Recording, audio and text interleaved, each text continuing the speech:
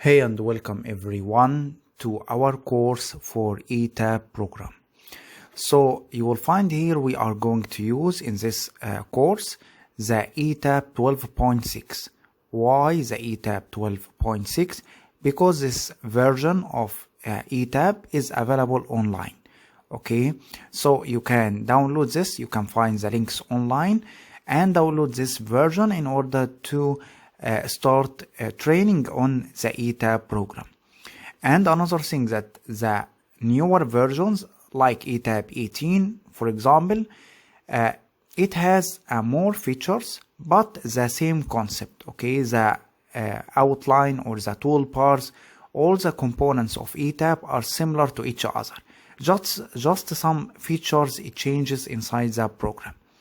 Okay, so first when you open the ETAP program, you'll find this window. So what is the first step? First click on File, then New Project, or you can click on this one in order to create a new project like this.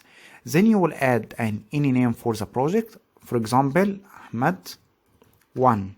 Okay, then you will be asked for the unit system. You would like it an English or a metric system. For me, I use the metric system. Okay, and you can find the location by clicking on Browse. You can put the location of your own project in order to open it anytime. Then we are going to click on OK. Project, yes, okay. Then you will type your own username or full name and description. Okay, anything you would like to add as an information for your own user who is going to using this project. Then click on OK. Now at the beginning you will find here this what happens, that some toolbars appeared, and you'll find the most important one is this one, which is the edit mode. Then maximize this one, which is called the one-line view. Okay, now we would like to discuss in this small video, we would like to discuss first the toolbars, a general overview on the toolbars. We are going of course in details when we are going to discuss each of the features used by ETAP. So we'll find here the first one here, this one, this part is called the systems toolbars. If you go on any of them, you will find project view, one line diagram or the single line diagram, here star systems, the underground raceway systems, the ground grid system, and etc. So all of this are considered as systems. Okay, then you will find here down here the wizard. Okay, scenario wizard, a study wizard, and etc. project wizard, and etc. So this is called the projects toolbar or wizard toolbar. This one is a wizard toolbar. This one is called the systems toolbar. Then we are going to have the mode toolbar. This one, this part is called the mode toolbar. You will find the first one, which is the edit mode. The edit mode, and we are selecting here, for example, one line diagram. Here we are going to draw by clicking this pencil. Here we will have the option in order to draw the single line diagram by adding a power system or a grid, transformer, bus bars, and etc. So by clicking here we will do the edit mode, the first one, which will going to draw the system or our system. Then you will find here the different modes. For example, here the load flow analysis, here the short circuit analysis, and etc. The different modes which we can apply on our single line diagram. So this is the second one. Third one is called the percentage toolbar. Okay, this one will be more obvious in the next videos. Then we will have our this one is called the menu toolbar.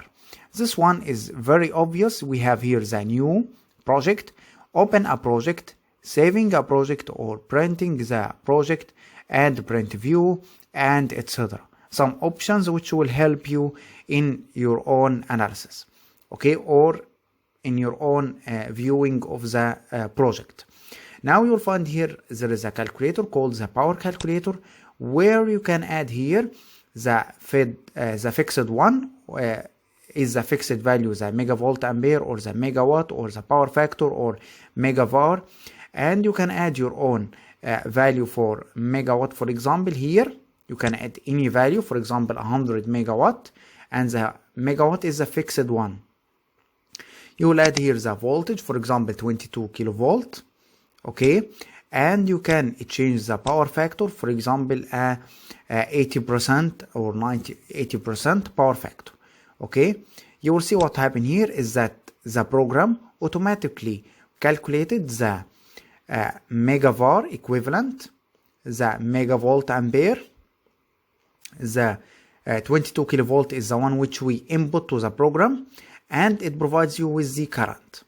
Okay, so again we have here, for example, the megawatt is a fixed value, so we bought 100 megawatt and we assumed an 80% power factor. What will happen? The program will give you the megavar and megavolt ampere equivalent to this two. Okay, now for the ampere, we have the S or the apparent power, and we have the input 22 kilovolt. So, and the power factor, and of course the program automatically will calculate the current for our system. Okay, and you can choose here between having a megavar or kilovar. Okay, instead of mega you can put it as a kilo, like this. Okay, and you here fixed means that the value which we input does not change. For example, if I choose megavolt ampere as a constant, you will find here megavolt ampere 125. Let's make it 150, for example. You will find all of the other values it changed, but the megavolt ampere is a constant because we choose it as a constant here. Okay, now the next toolbar is called the main toolbar, this one. You will see here we have the file, we have the edit, we have the view, all of the options which is very familiar in all of the programs. Here you will find here we have the project. Here you can add the information for your own project. Click on it. You will type the project title, the location, the contract, the engineer, remarks, comments, and etc. These are going or will be found inside the report for the ETAP program. And you will find here we have another thing which is in the projects we have also the standards. What is the standards you are working with? Are you working with the IEC or the ANSI code? Okay, IEC or ANSI. You will find that both of them will change the standard you are using with, and another thing, the symbols here. Symbols it changes of course with the standards, such as the power grid, the transformers, and etc. changes according of course to the standard if it is IEC or ANSI. You will find here the frequency. Is it the 50 or 60 hertz or whatever it is, the frequency which you are working with. The unit system is the metric or English, and date form, whatever it is. Okay, so from this you can change the frequency, the standard you are working with, IEC or the ANSI code, and etc. Now another thing, we can go here also in the project settings. You will find different settings here, such as the loading categories. If you click on it, you will find here we have the design, normal, break, winter load. You can change this one to any name you would like. Okay, you will find this 10 names with their own equivalent values inside the equipment which you are going to use inside the system. So when you double click on any element and you would like to edit the megavolt ampere, voltage, and etc., you will find equivalent values to this 10 categories. Okay, you can change it as you would like. Now another thing is the library on the project options. You will find here the project options. You would like to have an autosave every 30 minutes. Okay, and you can make the autosave, for example, for each 10 minutes as an example. And here you will find you can take it or remove it as you would like. Okay, now another thing is the library. library is important. You will find here the libraries which is found inside the program for the cables, the motors, the fuse, relays, and etc. Different elements which you are going to use, and the library according to the industry companies. For example, if we click on the relay, for example, you will find here the relay library. You will find ETAP and different companies which produces a relay inside the ETAP program. And you can find here the models. Okay, you will find here the models, and you will find here the application for it.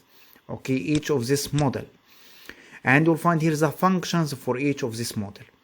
Okay, now if you would like to add a company or a relay which does not exist inside the library of ETAP, you can simply click on add.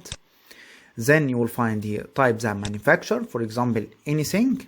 Okay, and the reference and the link. Okay, this is not important, but the most important is the manufacturer. Then click on OK. Then the next step is we have here our manufacturer here which we added. Okay, and we would like, for example, to add the protection type by clicking here protection type. We are protecting a motor, generator, or a general purpose. Okay, for example, general purpose. What is the function? Is it an overcurrent, distance, or differential, or whatever it is? Click on function. You can choose whatever you would like. For example, a differential and overcurrent, or we can choose overcurrent for now as a single function. Okay, then I would like to add a model. Okay, here you can filter. Okay, the filter which will give you all of the models, which will give you the protection type and the function. Of course, we don't have anything because it is a new manufacturer. We added it. So if I would like to add a model to the program, click on add. Then you will find here the model name, any name, and number one, you will find the relay type. Is it electronic or electromechanical relay? What is the type of this relay? It is electronic or electromechanical. Another thing, it has a single function, one function such as overcurrent, differential, or distance, or whatever, or does it have a multiple functions? If we click a single function, you will find here differential, overcurrent, overload inline, and etc. If I select multiple functions, you can click here and here. So we have now a multi-function relay. For example, we will select a single. And the protection type, is it protecting what? Motor or generator or a general or a bus or a transformer or a feeder, whatever it is. We will choose, for example, a general one. And relay type, electromechanical. Okay, now we will find the trip elements. Okay, we know this values which is equivalent to the type of the relay protection function. Instantaneous, time over current, is it have a directional function where it detects the direction of the current, and etc. You will find here different elements or functions for the relay. Not only the overcurrent, but the overcurrent itself having instantaneous or time over current or a directional and etc. And you can complete the current ratings and the PT inputs and etc. All of these values can find from the data sheet for the relay you are inputting inside the program. Now click on cancel because we don't like to add this useless relay. Delete this category which we added. Yes. Close. And maximize our edit mode. Now another thing, we have the elements which we would like to add. This one which is called the elements toolbar. You will find this part, you will find 1, 2 and 3. 3 toolbars, 3 elements toolbars. This one representing the AC elements or the alternating current elements.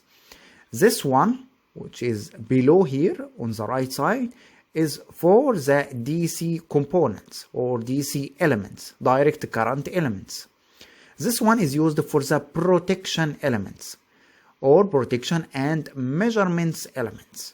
Okay, so you can use all of this to draw the single line diagram. Okay, so this was a simple video which shows an overview about the ETAP program.